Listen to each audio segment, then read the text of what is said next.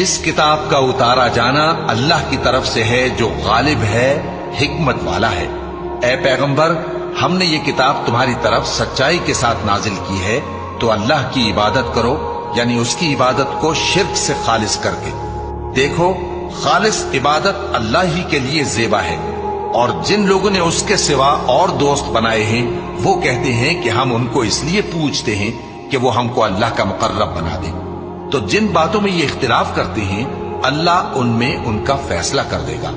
بے شک اللہ اس شخص کو جو جھوٹا ناشکرا ہے ہدایت نہیں دیتا۔ اگر اللہ کسی کو اپنا بیٹا بنانا چاہتا تو اپنی مخلوق میں سے جس کو چاہتا منتخب کر لیتا۔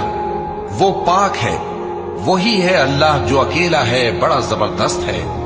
اسی نے آسمانوں اور زمین کو تدبیر کے ساتھ پیدا کیا ہے، اور وہی رات کو دن پر لپیٹتا اور دن کو رات پر لپیٹتا ہے، اور اسی نے سورج اور چاند کو کام میں لگا رکھا ہے، سب ایک وقت مقرر تک چلتے رہیں گے۔